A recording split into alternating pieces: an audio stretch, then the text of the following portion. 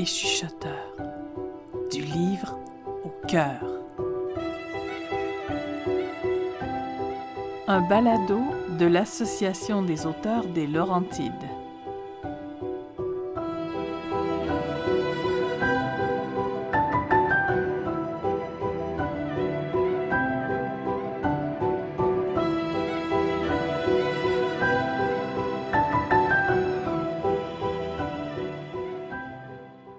La boîte à idées des célèbres anonymes. Un animal mystérieux dans les montagnes de Morin Heights.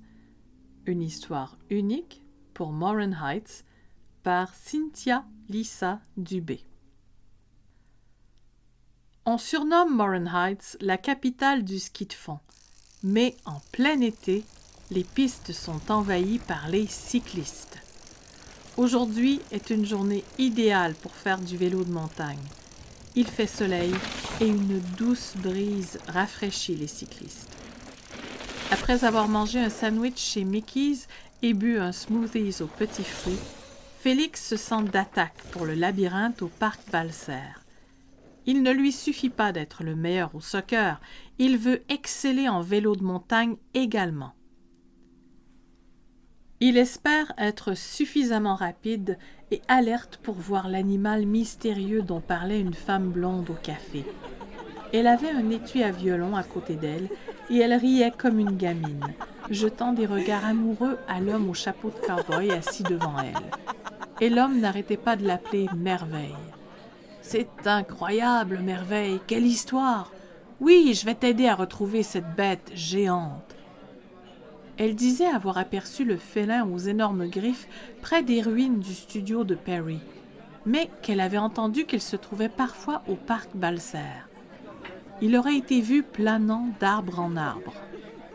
Mon ami Vladimir a vu une ombre dans les arbres alors qu'il faisait du kayak sur la rivière à Simon. Je crois bien que ça pourrait être la même bête. Félix descend le chemin du lac Écho, dépasse le corridor aérobique et atteint le parc en quelques coups de pédale. Il montre sa passe à la guérite et entend un petit garçon impatient de passer. Il a renversé les gens qui faisaient du yoga sur la planche sur le lac au parc Lumi. Ils s'en venaient par ici. Sa mère tente de le calmer. Si cet animal existe, tu ne peux pas t'en approcher, Calbèze.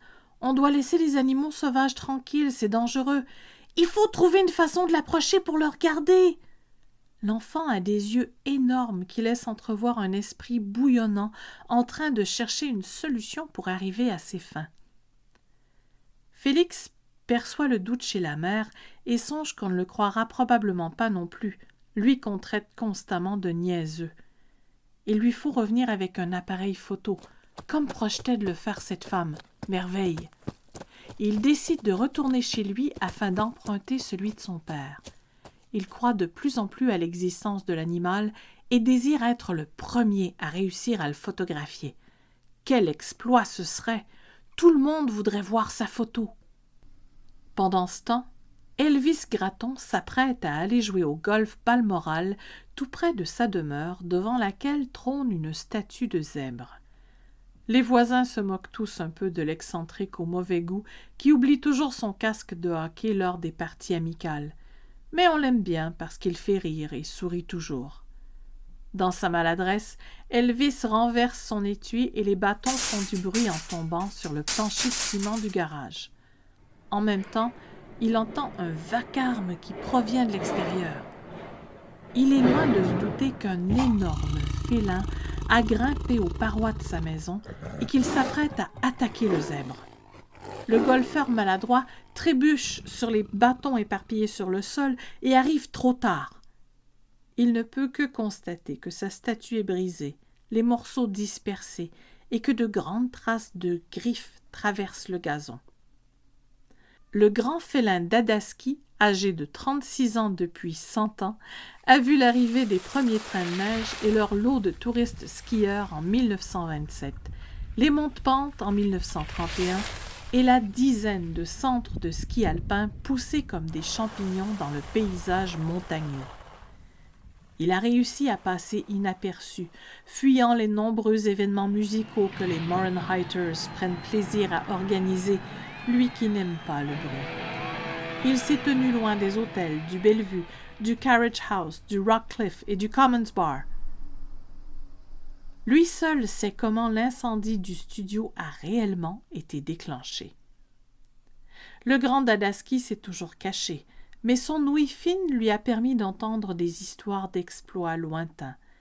Il aurait aimé partir pour grimper le mont Everest sans connaître le chemin pour y parvenir.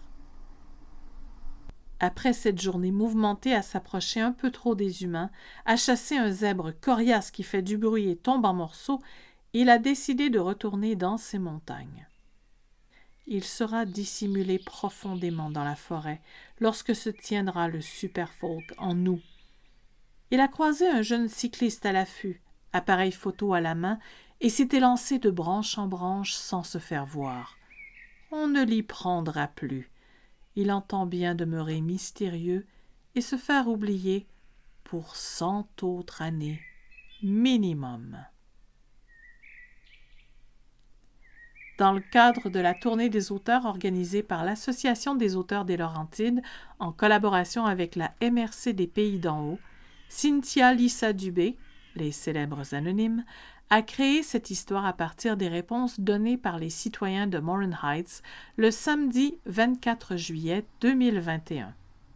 Le public devait décrire un personnage réel ou imaginaire, présent ou passé, et parler de ce qu'il aime de sa municipalité. Un merci particulier à Raphaël Lemarié, qui a dessiné le personnage de Félix en quelques minutes, le temps de répondre aux questions. Merci à tous les citoyens qui se sont prêtés au jeu. Vous avez une imagination débridée et ce fut un plaisir de réunir vos personnages dans cette histoire. Les Chuchoteurs, du livre au cœur, est un balado de l'Association des auteurs des Laurentides. Merci à nos partenaires la MRC des Pays d'en Haut et le programme Nouveaux Horizons pour les aînés qui ont rendu possible sa production.